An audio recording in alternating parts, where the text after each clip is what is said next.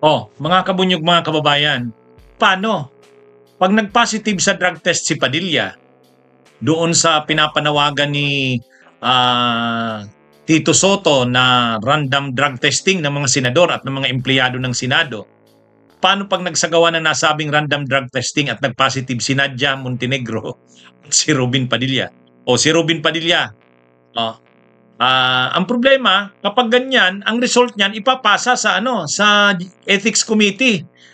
Paano didisiplinahin ng Ethics Committee ang nag-positive na senador sa drug test? O di si Padilla yon. Positive si Padilla halimbawa, tapos ang magdidisiplina sa kanya, Ethics Committee na siya rin ang chairman. Ay, yan ang mahirap. Yan ang mahirap dito sa kaso ni Robin Padilla eh. Anyway, mga kabunyog, mga kababayan, hindi malayo ito. Hindi malayo ito na mangyari. Itong sinabi ni Tito Soto na sumulat na pati siya formal kay Chis Escudero bilang Senate President, sinulatan niya na. Formal talaga yung kanyang hinihiling na magsagawa ng random drug testing para sa mga senador at mga empleyado ng Senado. Hindi pa, wala pang sagot si Chis Escudero. Siguro, ang iniisip ni Chis Escudero dyan, paano kung may mag-positive na senador? Mabuti kung ang mag-positive na senador, kung ang mag-positive sa drug test, staff ng Senado. Di madali lang naman yun, di tanggalin. Pero ang problema, paano kung senador? Paano kung senador ang mag-drug test at mag-positive? Hindi malayo yan. Kaya yan, hindi kaagad ma-actionan ni Chis Escudero yung sulat na yun ni Tito Soto eh. Kasi ganito, pag may nag-positive na senador, ipapasa yan sa Ethics Committee. Kasi pag may nag-positive na senador, anong gagawin ng Ethics Committee? Siyempre pag-uusapan sa Ethics Committee, anong disciplinary action ang ibibigay natin dito? Isususpindi natin? I-reprimand, pangangaralan, o expelled, tatanggalin? Tatanggalin. Hindi, yun? Maximum penalty yun, pagtanggal sa pagiging senador. Pero, sino ba ang kumiting may hawak ng Ethics Committee? Ay di si Robin Hood Padilla. Si Robin Hood Padilla. Yun ang problema dyan. Iimbestigahan niya, anuhin niya ang sarili niya. Didisiplinahin niya ang sarili niya. Kung mag-positive siya sa drug test. Ay ang problema nga, malaki ang posibilidad eh. Malaki ang posibilidad. Ang sabi nga ng mga nag-oobserba, itong si Nadia Montenegro daw, kaya naman malakas ang loob, di umano na magmariwana doon mismo sa premises ng Senado, sa loob mismo ng building ng Senado kasi parang tinotolerate ng boss niya. Ayon sa mga mga nagsabi. Nagtatawanan nga, mukhang yung boss niya daw at saka siya malamang nagjo-join session. Habang may session doon sa floor ng Senado, may nagjo-join session din doon sa isang kwarto. Anyway, malaking talaga ito.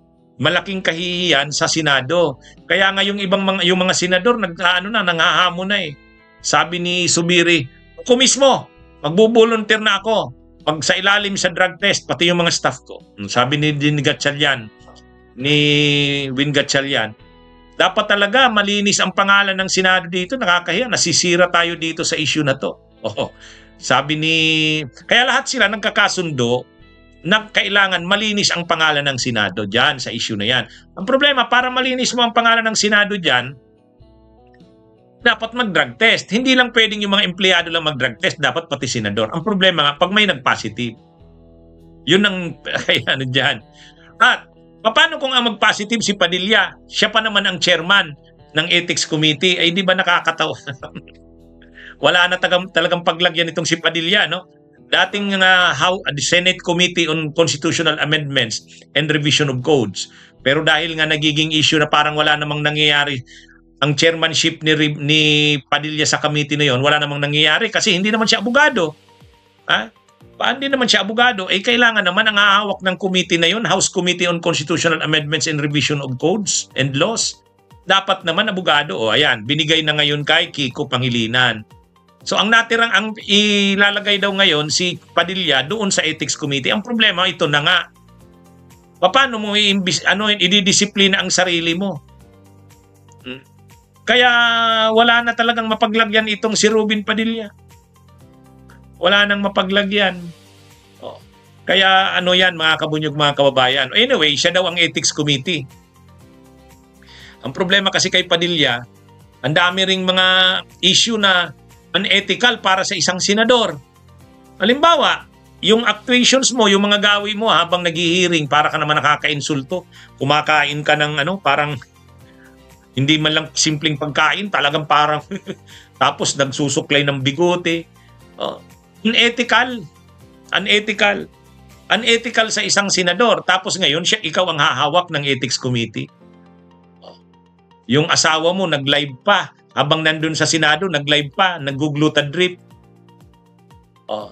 Tapos yung pa ni Padilla, makikipagsuntukan kay Villanueva. Ang dami. Ang dami ng mga nangyari dito kay Padilla na yung pagiging chairman ng Ethics Committee, parang hindi bagay sa kanya.